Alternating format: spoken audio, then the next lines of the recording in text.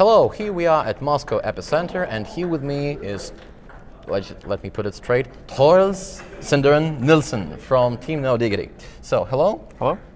And basically, I wanted to talk with you about different things. But first of all, tell me please, was this transition from casting and from broadcasting and paneling difficult for you to become pro player again? It's good you say again, because it was obviously the other way around originally, right? I started out playing, then I decided to put a lot of time and effort into the other stuff, and now No, it actually wasn't that hard. I think the hardest part was finding an opportunity. Like the thing itself with putting in the practice and learning things, and Dota has always been a really big part of my life, so whether I was casting or playing, I always spent a lot of time on it. So even when I was casting, I played a lot of Dota to be good at casting, because then you understand the game and you have a better insight to be an expert. So I wanted to come back and play earlier than I actually did, but I wanted to wait for the right opportunity, because casting was also something I really enjoyed. It was very stable and solid for me. I got a lot of great opportunities to go to events and meet some cool people. So it was just a 100% motivation thing that I really wanted to play again. Well, still, this change of roles was not all of a sudden, because you were talking about your plans for quite some time, and it was sort of planned thing that you just simply. But when did you realize that this is the right time to be back? It was when we made the team stake in December, I think, last year. Like that. Pretty sure. It was about having the right composition of players that I wanted to get back with, where I felt comfortable that this team, either we do really great and that's amazing, or it's a good springboard to get back. So it was about the caliber of players that I got the opportunity to work with, and their personalities, because I knew some of the players quite well. Fogged is a good friend of mine. Era I knew from way back. Slicks was the gamble, if you will, for me, because I never heard of him, but the people were saying great stuff about him from Han, and some people I really trust were saying he would be a great pickup. And finally, Seal Kid used to play with Era, and I also met him before. He's a great guy. Unfortunately, he's actually, well, I don't want to say unfortunately, he made the decision of taking a break from playing. I hope he comes back at some point. I think he's a great guy and a good asset to the team. So, yeah, that was it. Unfortunately, the team didn't do well, and that's just how it is sometimes. It wasn't because I think the players are bad. It wasn't because the personalities didn't match or anything. It's just either you have the synergy or you don't. And we worked pretty hard on developing it. It never really worked out, and then at some point you just have to realize, okay, we need a change, and that's what we did. Well, but on the shipwreck of Stay Gaming, you built No Diggity, and this team was sort of yes, at first it was considered by many players on the scene like something of tier 2 or tier 3. Let's face it, that was the beginning. But soon you have proven that you have all the guts. You have pushed through the meat grinder of Epicenter qualifiers, and wow, these guys do things. So basically, how could it happen that you plucked the players that were great at some point, but they didn't manage to completely fulfill their potential in the previous team? So how do you manage to make such a good selection of players?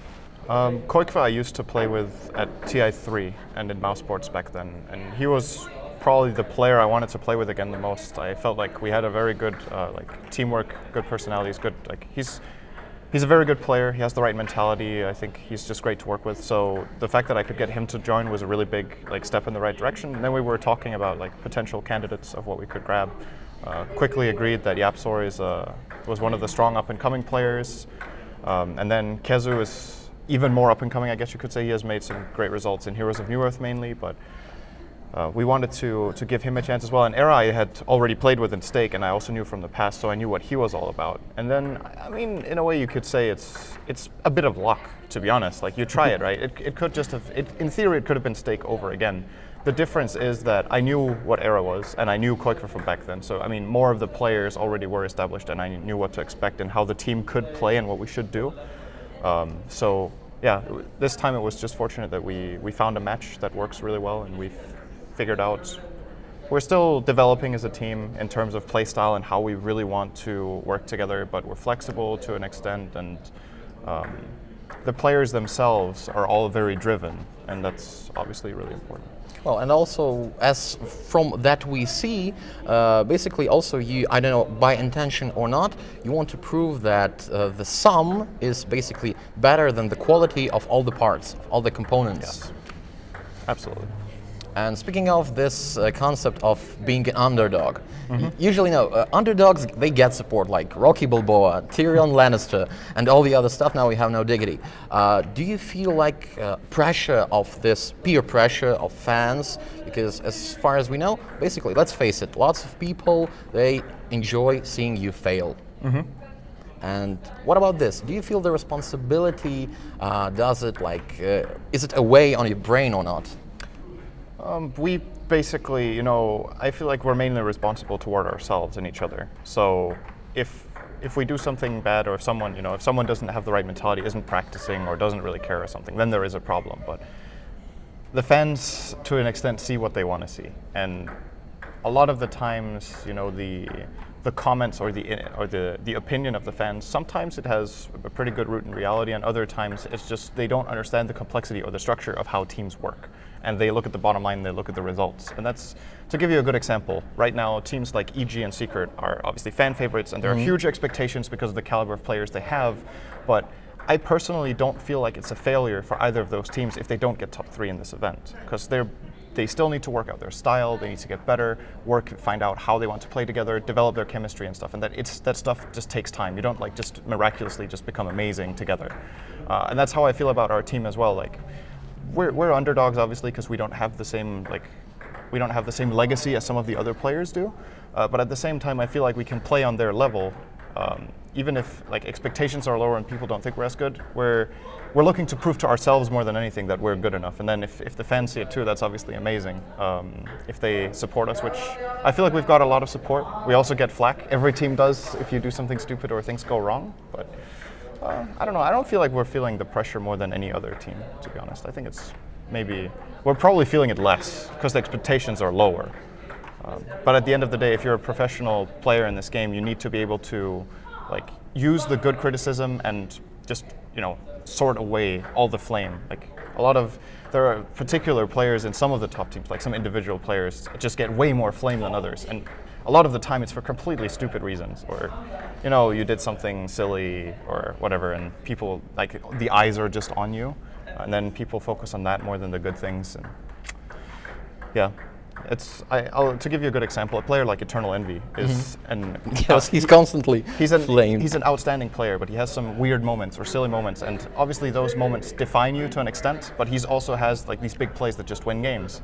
But people focus a lot on the negatives, and I think he's just a good example of a player who gets a lot of shit and it just shuts it out. He doesn't care. Basically, it's easier for somebody to throw shit and instead of just encouraging. Yeah. And you have touched upon a really great point that some teams, especially new ones who come to this big growing scene, they face the pressure of failure. They often get discouraged because veterans, it's fine, like you. So it's like Dark Souls. Death is an inevitable part of learning and the play. It's a gameplay component. But I don't know, how can we deal with it? Because even for media, as I'm a part of media, we often have a situation in CIS, speaking about European countries, European teams, that when players fail, they don't want to communicate at all. They feel discouraged, they feel super depressed, and shall they put these things, personal moral things, over their professionalism because they still need to get publicity, to give some interviews, to give some feedback to their fans? I think from an internal perspective in the team, if things are going poorly, you just shutting it out and not ignoring it, if you will, is not the way to go. If you have problems that you need to work them out, if let's say some of your players are starting to develop some sort of internal issues in the team, if you don't deal with them and you just keep them on the quiet, they will slowly grow, and then you reach a point of critical mass where your team actually disbands because the problems have built up so much. It's actually the same as with relationships, to be honest. It's just human things, right? So I would definitely say from that perspective, if you have those problems and you're depressed and have a hard time, then you as a team need to get together and find out what it is you want to do and how you solve it. And that's as important in victory as it is in defeat. You need to also understand when you're winning, what is it that we're doing right so that you can keep doing it right instead of it just being a fluke, from a fan perspective and all of that, I think, these are personal differences. Some people are more extroverted, some people are more introverted, some people like dwell a lot in themselves if they have a loss. And I don't think you should force yourself, if you feel really uncomfortable or unhappy about talking or doing interviews after losses. I think, at the end of the day, you're yourself, and you shouldn't, in that sense, force yourself to put yourself in a situation that you really can't. How to say it? I don't want to say defend, because that's not what I mean. That you just feel really uncomfortable with. I think it's fair to expect that. It's like spikes that you put out. Yeah, it's to say it like this. Let's say you are a team that has really high expectations for yourself, and you think you're a top 3 team, and you place number 8 in a tournament. I think it's understandable that you don't want to do an interview right after you lose and tell your fans this is what went wrong. But when you think about it and you chill and you maybe wait a day or two, that's when you make a statement. Other people just will talk about it right away, and that's just the individual. But I definitely agree with the thing that I think just being completely quiet about it and not saying anything to your fans after a loss, they will feel like you're not, communicating with them. I do think that's important. But do teams really do that though? Like teams that, let's say a team really disappoints, maybe they don't want to talk about it right away, but then when they think about it and return home, they will reflect on the tournament and give some sort of a statement. Maybe not directly in an interview, but they will try to communicate. Well, not all of them, but there are some examples that some people, they have some personal feedback, vlogs and all the other stuff, but there's a great deal of players and teams who just locks in their own shells or basically works with their internal media offices. But they're generally locked all the time, is what I mean. They're not very outspoken in general then. The outspoken players that have something negative happen will maybe talk about it a bit later, but they're generally outspoken. The players that just mind their own business in general and just play the game professionally and just want to play and not really have all this interaction with fans and doing interviews and stuff, they will do that regardless, I think. Well, still it depends on the region, because from my perspective, from what I've seen, the thing differs from North America to Europe to SEA, and it's really different, but we encounter this all the time. But still, let's get back to Dota and basically 687. Okay. So I know that you support the idea that Dota, and basically lots of us support the idea that this game is something that should be constantly changing. But as for 687, with all some new concepts, with all new agams, with all new items, can you say that the game got enough injection of changes, or is it a sort of a mess that should be figured out? I think this patch is pretty good, the number of changes. I was actually expecting it to be smaller than it was, because the previous patch was, I think, was really, really good, and I think some minor tweaks, minor nerfs, minor buffs would have been good, but I think they surprised me with the number of changes. I would definitely say it's enough for now. The old patch already had so many new things that, in the grand perspective of how many things have been changed over the last 5 or 6 years, I think we've seen rapid change in the last year or two. So I'm okay with it. I like the new concept quite a bit. I think it's good for the game. But at the same time, if it was less, I wouldn't feel cheated. Well, still, I don't know. As a total noob in Dota, I'm okay with it. I can see that it's not. I can't say that it gets more casual, but still we have more consumables, more items for early game, actually more buffs for support players. So basically, is it a sign that Dota is aiming to extend its potential audience? I think so. I also think it's good, to give an example of some things that have changed in the last year that have caused discussion. A good example would be that you can now see where the spawn boxes are, and some people were like, this is really stupid, it's part of the game, it's part of the skill that you know how they are, but at the same time, that's one of the things I would just call, burden of knowledge. It's why does this need to be so difficult and so complicated to learn, and the boxes change all the time? Is that actually just a skill? Because I feel like the skill is knowing when to ward, how to ward, where to place it, reading the game, you check if the enemy has sentries. If they do, you try to mind game them by maybe faking where you're standing, and then you place the ward somewhere else and stuff like that. So everybody knows the boxes. So the template is the same for all the players, but the way of learning and understanding it is just not as, unnecessarily complicated.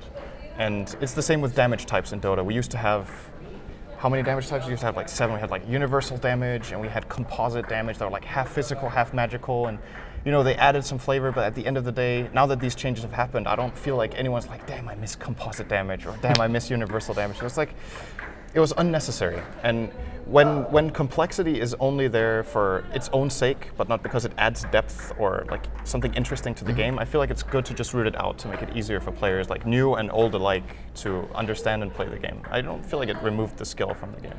Well, still, there's a sort of layer of veterans, like old school players, who, especially pro players, who think that this moving to extension of audience, this simplifying of Dota, is sort of a next drawback for the very game. For example, in CS, nowadays we have, on different LAN tournaments, basically 6 versus 6 players, because we have a coach on stage. What do you think? Is it a good idea to implement the same method in Dota? I haven't thought about it too much. The thing about having a coach in Dota on stage, if you will, is the complexity and the depth of the game and what is happening around. I think this, I'm not a pro CS player. I've played a lot of CS, but I'm not very, very good at it. But I still have the read that what the coach does is more about between round strategizing and talking about this and this, what he saw during the round, whereas like Dota doesn't have like these natural pauses in rounds. That's also why CS has tactical timeouts, that you can actually pause the game because there's a logical time to pause. How would you implement tactical timeouts in Dota? It's impossible. Like, when is it allowed? When does it make sense that you can pause? Is it when all the heroes are missing? Oh, they may be doing Roshan, and you can plan Roshan tacticals. That's another discussion. Let's not go too much into that. But my point is, if you look at that role of a coach to be that tactical guidance, then I think, given the natural complexity of Dota and how hard it is to keep track of everything that's happening in the game at one point, you could say that compared to CS, it's maybe more. It maybe takes more away from the player's skill because of what the coach can keep track of live as it happens in the game with like movements. Oh, this guy was missing 10 seconds ago, so he's probably here right now and stuff like that. That's part of the skill of the players. Where I think in CS, it's more like the coach role is more natural, I think, in that game. So personally, I don't think the coach should be live in Dota right now. It would be an interesting experiment. Maybe it's an example for me is I think if you had coaches, I think there would be less kills in Dota, to be honest, because then the coach would be keeping better track of movement and you would dodge ganks more. Yeah, they simply try to have the optimal solution. Yeah. Because these two camps of supporters and disapprovers, the thing is, one people say that this method would simply give even less of Dota, because lots of people think that Dota should be 5 versus 5, and another basically part of people, and they are mostly football fans or soccer fans, who think that all the mental weight and all the mental work should be taken away, because otherwise there's like 4.5 players actually playing, because one captain is always coordinating, so he cannot perform on its full extent.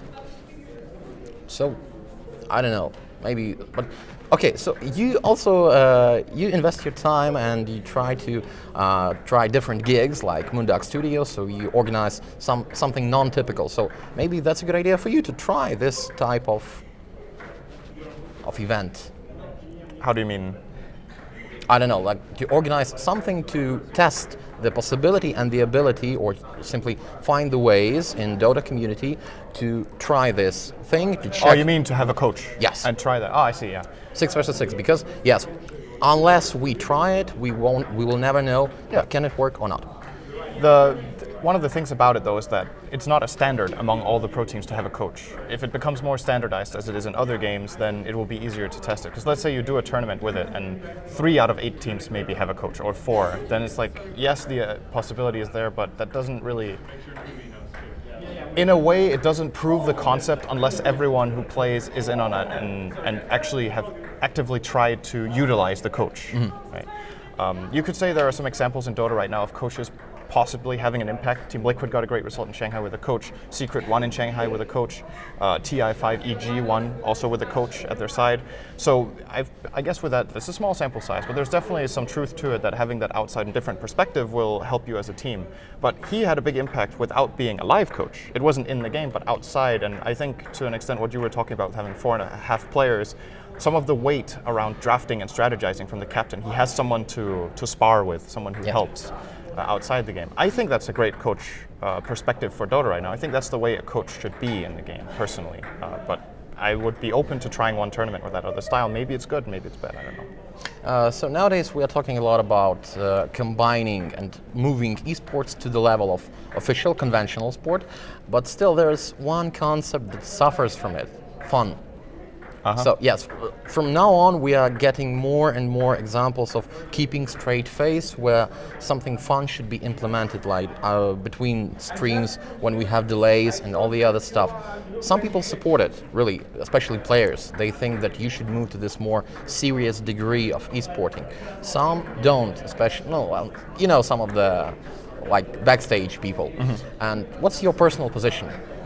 I think it's a part of esports identity in a way to be more like, you need to remember who your audience is more than anything, because at the end of the day what you're broadcasting for is not the players. The players want the professionalism around what they are doing in the tournament. They want the tournament to be structured in a way that's professional. They want to feel like the tournament in itself that they're playing is being taken seriously. That's fine. But outside of that, the audience is casual and they like some fun on the side. So it's like, the games themselves, I think, should be very professional, very well structured, good practice environment for the players so that we feel at home with that. But for the fans, I think I'm a huge fan of fun content. I think it's really important from a viewer perspective that there's something else. And if you want to compare it to other sports, then yes, maybe there's a high level of professionalism, but I also think fans of those sports, they think it's really fun if they get to see something more personal about the idols that they're fans of. And sometimes for some people in sports, maybe that little insight you get is just an interview because they're very like just minding their own business, and others like appear on talk shows or do fun videos or maybe even their own content that fans love. And I definitely think it would be a wrong step to try to make everything so hardcore professional that we lose the idea that esports is about having fun for 99.9% of the players. And that's so yeah. There's a golden in between for me. Professional stuff for players at events, fun for the fans. And if there's some fun content for the fans that involves the players, then there are definitely players that are willing. Some players just want to play and keep 100% professional, but then make more use of the players that are into the more fun side content. So basically, thank you for your time, thank you for this extended interview, and would you like to give any shout-outs before I let you go? Yeah, shout out to everyone who watched this, and obviously to the fans of our team. We're working hard to get better, and hopefully, as far as fun content goes, hopefully we can do some fun stuff as well, because yeah, I think that's important, and I hope you guys learn some more about our team. I think at this event, for example, our manager is doing some blog or some videos about us, showing a little bit of us from an outside the game side. So keep an eye out for that. Basically, yes, and no diggity we trust. So subscribe to our channel, like, comment, share, and be ready for new videos from Dota 2 RuHub.